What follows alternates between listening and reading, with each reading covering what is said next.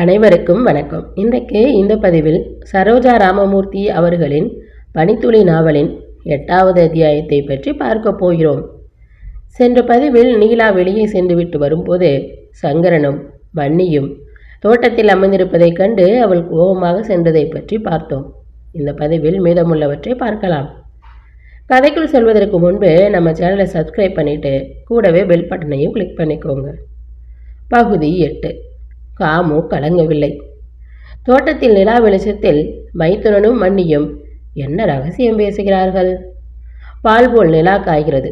செடி கொடிகள் புஷ்பித்து வாசனையை வீசுகின்றன. கணவன் இல்லாமல் பாலைவனத்து நிலவு போல் குன்றி போகும் இளமையுடன் சங்கரன் எதிரே மன்னி சண்பகம் உட்கார்ந்திருக்கிறாள். நீலா படித்த பெண்தான், சமத்துவம் பேசுபவள்தான். இருந்தாலும் அவள் கணவனுடன் இன்னொரு பெண் தாராளமாக தனிமையில் நிலவு வீசும் இரவில் உட்கார்ந்து பேசுவதை சகிக்கும் தியாக உள்ளத்தை படைத்தவள் இல்லை. சரக் சரக்கென்று செருப்பு பூமியில் வேகமாய் உராய மாடிப்படிகளில் ஏறி சென்றாள் நீலா. உடை மாற்றிக்கொண்டு கீழே அவள் இறங்கி வந்தபோது கூடத்தில் வழக்கமாக எரிந்து கொண்டிருக்கும் குழல் விளக்கும் அணைக்கப்பட்டிருந்தது. தனது அரைவாசல் திரையை நீக்கி நீலாவை பார்த்துவிட்டு ருக்மணி விசுக்கென்று தலையை உள்ளே இழுத்து கொண்டாள். சாப்பிடும் இடத்தை நீலா அடைந்த போது சமையல்கார மாமி சுகமாக குரட்டை விட்டு தூங்கிக் கொண்டிருந்தாள். சமையலறையை சுத்தமாக அலம்பி கோலம் போட்டு வைத்திருந்தது. அந்த அறையின் மூலையில் பாத்திரங்கள் மூடி வைப்பதிலிருந்து அவளுக்காக சாப்பாட்டை மூடி வைத்திருக்கிறார்கள் என்பதை உணர்ந்து கொண்டாள் நீலா. குடத்திலிருந்து ஒரு டம்ளர் நீர் எடுத்து குடித்துவிட்டு கோபத்துடன் மாடிக்கு திரும்பும்போது அவள் எதிரில் சண்பகம் வந்தாள். சாப்பிடவாம்மா, நான் கையில் பிசைஞ்சு போடுறேன் என்று உரிமையுடனும் அன்புடனும் அவள் ஓரகத்தியை அழைத்தாள். நீலாவின் உள்ளத்தில் வெந்தழல் போல் கோபம் ஜுவாலை விட்டு எரிய தொடங்கியது. அது ஒன்றுதான் குறைச்சல் எனக்கு என்று கூறிவிட்டு செண்பகத்தின் பதிலை எதிர்பாராமல் மாடிக்கு போய்விட்டாள் நீலா. இப்படியும் ஒரு சுபாவமா என்று அதிசயத்தாள் செண்பகம். மைத்துனன் மனதில் மனைவியை பற்றி மாமியாரும் நாத்தனாரும் ஏதோ உருவேற்றி இருக்கிறார்கள் என்பது சங்கரன் சற்று முன் தோட்டத்தில் அவளை பார்த்து நீலாவை பற்றி கேட்டதும் தெரிந்துவிட்டது. சண்பகம் கவலையோடு மறுபடியும் தோட்டத்துக்கு போய் உட்கார்ந்து கொண்டாள். மாடியிலே மைத்துனன் அறையில் கணவனும் மனைவியும் தர்க்கமிடுவது பட்டதும் படாததுமாக அவள் செவிகளில் விழுந்தது. அறையின் ஜன்னல் திரையை விலக்கிவிட்டு அதன் அருகில் நாற்காலியில் உட்கார்ந்திருந்தான் சங்கரன். சாப்பிட்டாயா? அவள் பேசவே இல்லை. உன்னைத்தான் கேட்குறேன் என்று சங்கரன் சொல்ல, ரொம்பவும் கரிசனம் உங்களுக்கு என்று நீலாவின் வார்த்தைகள் மெதுவாக ஆனால் அழுத்தமாக வெளிவந்தன. உனக்கு தான் என்கிட்ட கரிசனம் அதிகம் என சங்கரன் பாதி கேலியாகவும் பாதி கோபமாகவும் கூறினான்.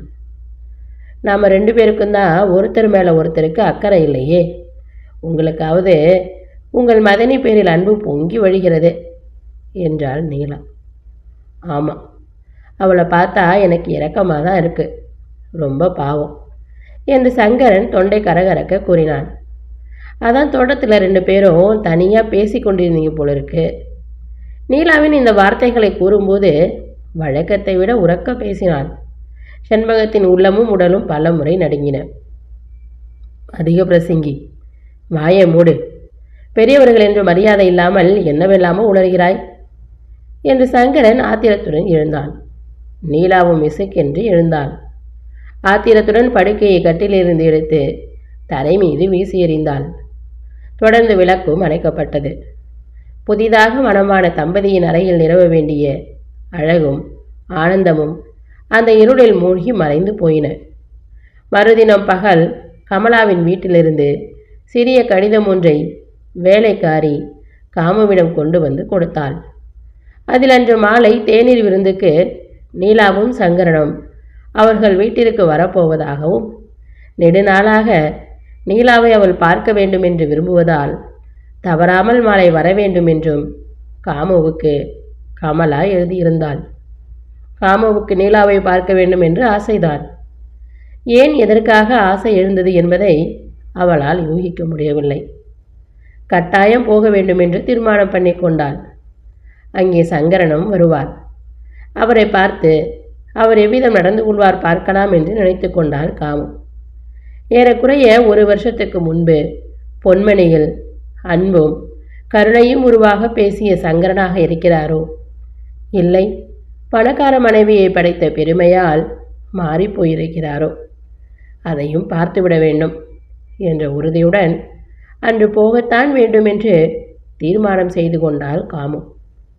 மாலை 4 மணி முதல் கொண்டு தலைவாரி பின்னி பூச்சூடி கொண்டு அழகிய வாயில் புடவையை உடுத்தி கொண்டாள் காமு. அவள் கண்களே அழகானவை. மேலும் அவைகளுக்கு அழகு செய்தது போல் மை தீட்டி பொட்டிட்டு தன் உருவத்தை கண்ணாடியில் பார்த்தாள். மெல்லிய கோடுகள் போட்ட வாயில் ரவிக்கை அவளுக்கு மிகவும் எடுப்பாக இருந்தது. அந்த ரவிக்கையை பார்த்ததும் 2-3 மாதங்களுக்கு முன்பு நீலாவுக்காக அவள் தைத்து கொடுத்த பட்டு ரவிக்கையை நினைவுக்கு வந்தது. அலங்கரித்து கொண்டு முடிந்ததும் தாயிடம் சென்று, அம்மா, இன்றைக்கு நான் எங்கே போகிறேன் சொல்லு பார்க்கலாம் என்று கேட்டாள் காமு. விசாலாட்சி குழி விழுந்த கண்களால் மகளை பார்த்தாள். எழிலோடு யௌவனத்தில் வாயிலில் பூரிப்புடன் இருக்கும் அவளை பார்த்ததும் அவள் கண்களில் ஒளி வீசியது. அலங்காரெல்லாம் பலமாக இருக்கிறதே, எங்கே போகிறாயோ? யாராவது சிநேகிதிக்கு கல்யாணமாக இருக்கும் என்றாள் விசாலாட்சி. இல்லைம்மா, கமலாவின் வீட்டுக்கு போகிறேன். அங்கே நமக்கு தெரிந்தவங்க வராங்க. உனக்கும் அப்பாவுக்கும் கூட தெரிந்தவர்கள். நம் சங்கரனும் அவர் மனைவியும் கமலாவின் வீட்டிற்கு சாயந்தரம் வராங்களாம் என்று கூறி முடித்தாள் காமு. விசாலாட்சி பெண் கூறியதை காதில் வாங்கிக் கொள்ளவில்லை என்பதை அவள் முகபாவம் காட்டியது.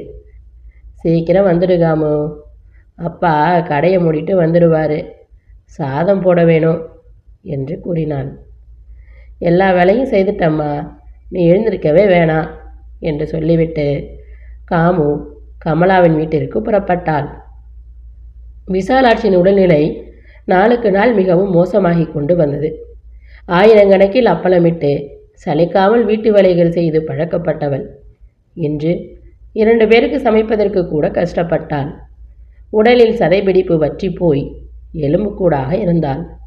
எடுத்ததற்கெல்லாம் பிடுபிடுவென்று கணவருடன் சண்டை பிடித்து வாதாடுபவள் தான் உண்டு தன் வேலை உண்டு என்று அடங்கி கிடந்தாள்.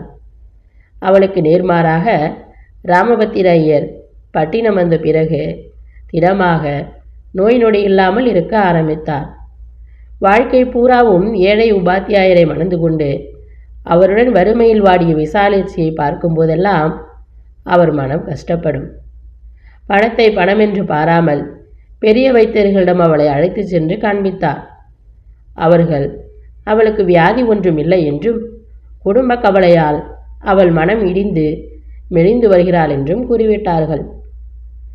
காமு கமலாவின் வீட்டை அடைந்த பிறகு தெருவில் ஒரு அழகிய நீலவர்ண கார் ஒன்று நின்று கொண்டிருந்தது. மனம் படபடவென்று அடித்துக்கொள்ள காமு தயங்கிக் கொண்டே படியேறி உள்ளே சென்றாள். கூடத்தில் மேல்நாட்டு பாணியில் இல்லாமல் அழகிய இரத்தின கமலம் விரித்து அதன் மீது சிற்றுண்டிகளும் டீயும் வைக்கப்பட்டிருந்தன.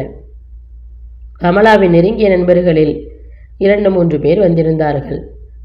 காமு உள்ளே நுழைந்ததும் கமலா அவசரமாக எழுந்து வந்து அவள் கைகளை பிடித்து உட்காரும் இடத்துக்கு அழைத்து போனாள். சங்கரனுக்கு எதிரில் காலியாக இருந்த இடத்தில் அவளை உட்கார வைத்தாள்.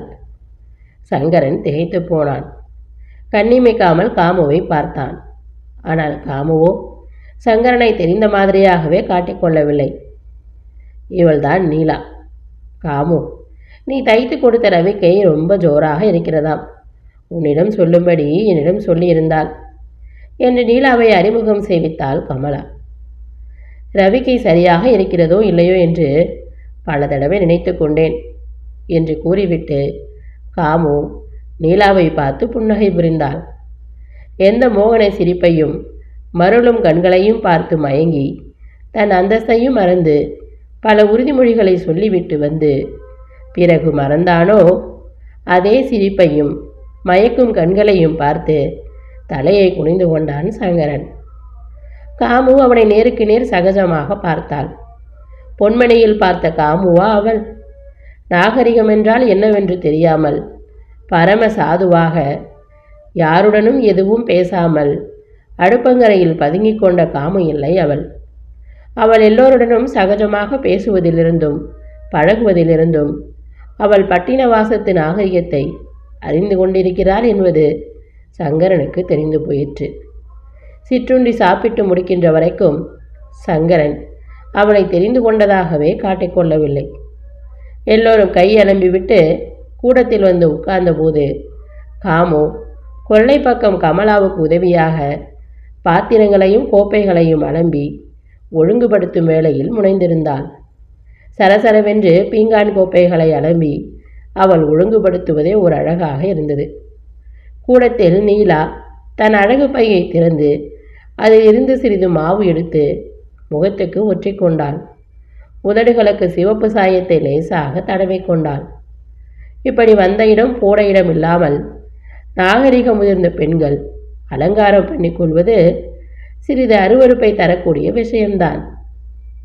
சங்கரன் கூடத்துக்கும் கொள்ளை பக்கத்துக்கும் இடையிலிருந்து தாழ்வாரத்தில் நின்று காமுவையும் நீலாவையும் மாறி மாறி பார்த்தான். காமு பட்டினவாசத்து நாகரிகத்தை தெரிந்து கொண்டாலும் அதற்கு ஒரு அளவு கொடுத்து வைத்திருக்கிறாள். பண்டைய பண்பாட்டுடன் நவீனத்தின் அழகும் கலந்து அவளிடம் பிரகாசிக்கிறது என்று எண்ணினான் சங்கரன். களைத்து போன தன் மனத்தோழி கமலாவுக்காக உதவும் அவள் மனப்பான்மை அவளுடைய பழைய கிராமிய வாழ்வை காட்டியது. 4 பேருடன் சரளமாக பழகும் அவள் சுபாவம் புது நாகரிகத்தின் பழக்கத்தை காட்டியது. காமு பாத்திரங்களை அலம்பி முடித்ததும் முகத்தில் அரும்பிய வியர்வையை கைக்குட்டையால் துடைத்து கொண்டு கூடத்துக்கு வந்தாள். வரும்போது வராந்தாவில் தனியாக நிற்கும் சங்கரனை அவளால் கவனிக்காமல் செல்ல முடியவில்லை. காமு, என்னை நினைவிருக்கிறதா உனக்கு? பட்டணத்துக்கு எப்போது வந்த என்று சங்கரன் மெதுவாக கேட்டான். காமு அவள் பெற்றோருடன் பட்டினம் வந்திருக்கிறாளா அல்லது அவளுக்கு கல்யாணமாகி கணவனுடன் வந்திருக்கிறாளா என்று அறிந்து கொள்ள வேண்டும் என்ற காரணத்தாலேயே சங்கரன் அவளை அவ்விதம் கேட்டான். நாங்கள் பட்டணம் வந்து கிட்டத்தட்ட 1 வருஷத்துக்கு மேலே ஆகிறதே. கிராமத்தில் வீட்டை விட்டுவிட்டோம். அந்த பணத்தை வைத்து அப்பா ஒரு கடை வைத்திருக்கிறார். நான் ட்ரைனிங் படிக்கிறேன். காமு பழைய சம்பவங்களை மறந்துவிட்டு அவனுடன் பேசினாள். பிறகு அம்மாவுக்கு தான் உடம்பு சரியாக இல்லை. அவளுக்கு ஒரே கவலை என்னை பற்றி. எனக்கு கல்யாணமாகவில்லையா, முருகி போகிறாள் என்றாள். அதற்குள் கமலா நீலாவுடன் பேசிக்கொண்டு அந்த பக்கம் வருவது கேட்கவே அவசரமாக, எங்கள் வீட்டிற்கு வாருங்கள், அப்பாவுக்கு உங்களை பார்த்தா சந்தோஷமாக இருக்கும் என்று கூறிவிட்டு காமு அங்கிருந்து போய் கமலாவுடன் சேர்ந்து கொண்டாள். பொன்மனையில் பார்த்த காமுவா இது? ஒரு வார்த்தை பேசுவதற்கு எவ்வளவு திணறி போய்விட்டாள் அப்போது. அவளை ஏமாற்றியவனை எவ்வளவு அன்பாக தன் வீட்டிற்கு வரும்படி அழைக்கிறாள். என்ன கள்ளமற்ற உள்ளம்! போதாததற்கு அவனை பார்த்தால் அவள் தகப்பனாரும் சந்தோஷப்படுவார் என்று வேறு பெருமை அடித்துக் கொள்கிறாள். சங்கரன் சிறிது நேரம் தன்னை பற்றியே நினைத்து பார்த்து கொண்டிருந்தான். படித்து பட்டம் வாங்கியவனாக இருந்தாலும் ராமபத்திராயராக்கு இருக்கும் கபடமற்ற குணமும் பெருந்தன்மையும் தனக்கு இருக்கின்றனவா என்று சிந்தித்தான். குண விசேஷம் அலாதியாக வாய்ப்பது. கல்லூரிகளிலும் கலாசாலைகளிலும் அதை விலை கொடுத்து வாங்க முடியாது என்று தோன்றியது அவனுக்கு. மிஸ்டர் சங்கரன், உங்களை உங்கள் மனைவி நெடுநேரமாக தேடுறாளே, இருட்டில் இங்கே என்ன பண்ணுறீங்க என்று கேட்டுக்கொண்டு கமலா வந்தாள். பார்ட்டிக்கு வந்தபோது இருந்த உற்சாகம் குறைந்து சங்கரனின் முகம் வாடி போயிருந்தது. கொஞ்சம் தலைவலியாக இருந்தது, காத்தாட வந்து நிற்கிறேன் என்று கூறிவிட்டு, புறப்படலாமா நீலா என்று மனைவியின் பக்கம் திரும்பி கேட்டான். அங்கே அவளுக்கு பக்கத்தில் காமு நின்றிருந்தாள். துணிகளை மிகவும் அழகாக தைக்கிறாள் இந்த பெண். ஓ சாரி, மிஸ் காமு என்று சொல்ல வேண்டும். ஒரு நாளைக்கு நம் வீட்டிற்கு வர சொல்லியிருக்கிறேன். என்னிடம் நிறைய துணிகள் இருக்கின்றன, தைக்க வேண்டும் என்று நீலா காமுவை அவர்கள் வீட்டிற்கு அழைத்ததை சங்கரனிடம் கூறினாள். காமுவை சங்கரன் அவர்கள் வீட்டிற்கு விரும்பி அழைக்கவில்லை. ஆனால் நீலா அழைக்கிறாள். சாதாரணமாக நட்பு முறையில் அல்ல, தையல்காரி என்கிற முறையில். காமு துணி தைத்து கொடுத்து நீலாவிடம் கூலி வாங்க போகிறாள். சங்கரன் அதற்கு மேல் அங்கு நிற்க முடியவில்லை. நான் வரேம்மா என்று கமலாவுக்கும் காமுவுக்கும் சேர்த்து ஒரு கும்பிட்டு போட்டுவிட்டு காரில் மனைவியுடன் போய் ஏறிக்கொண்டான். காமு தன் தோழியின் தோள் மீது ஆசையோடு கையை போட்டு அணைத்தபடி நீண்ட சாலையில் வேகமாக செல்லும் மோட்டாரை கவனித்தபடி நின்றாள்.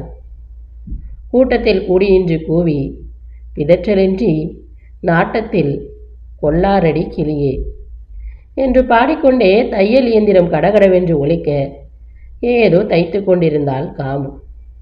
கடைக்கு அன்று விடுமுறை ஆதலால் ராமபத்திர ஐயர் தினசரி ஒன்றை படித்து கொண்டு உட்கார்ந்திருந்தார்.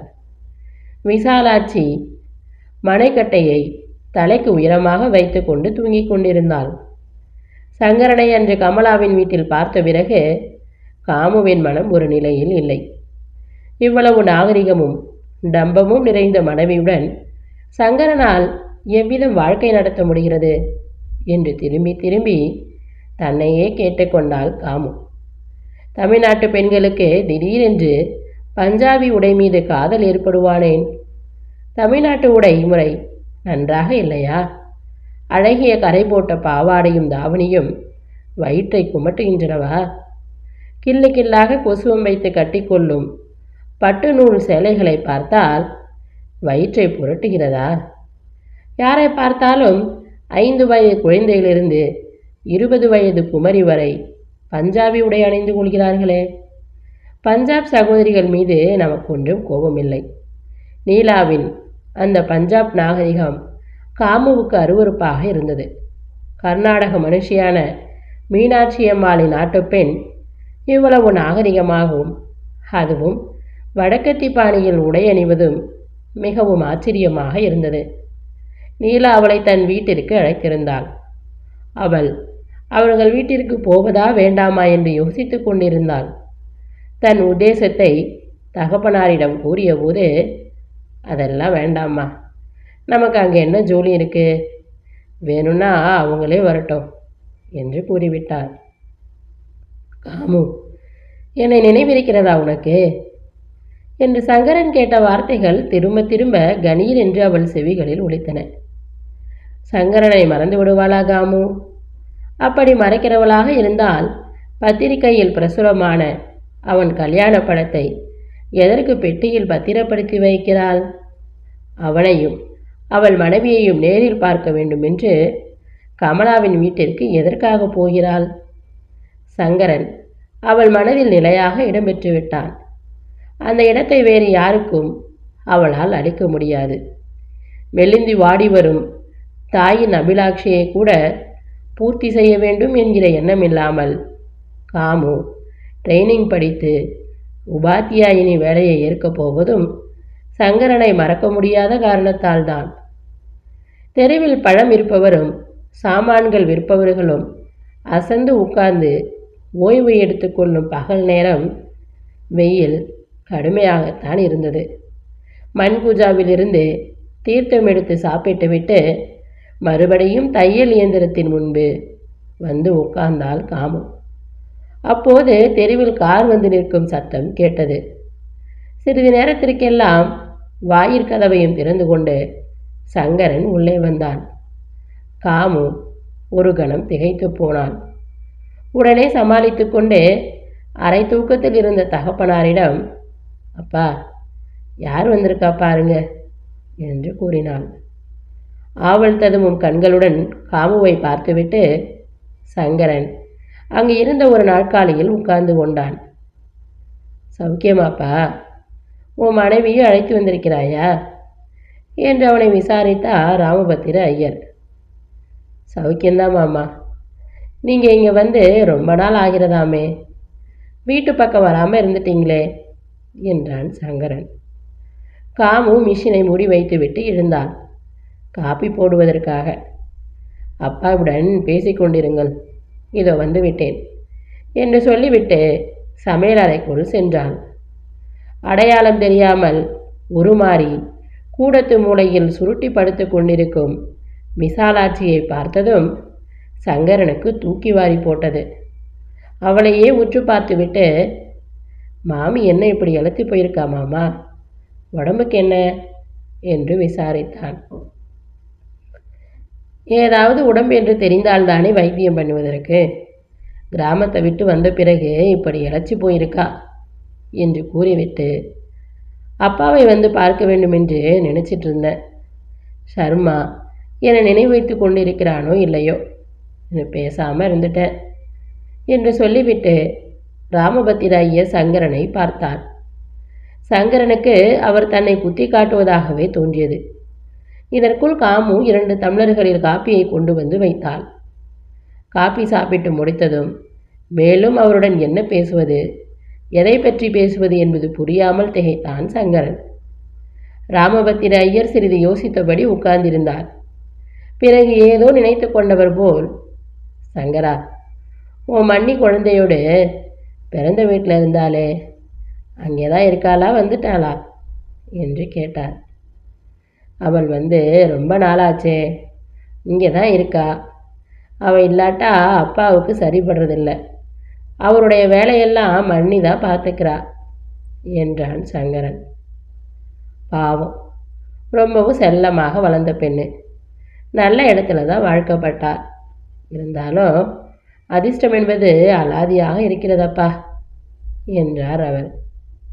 வீட்டில் எல்லா வேலைகளையும் கவனித்துக் கொள்கிறாமாம்மா, ரொம்பவும் பொறுமைசாலி என்றான் சங்கரன்.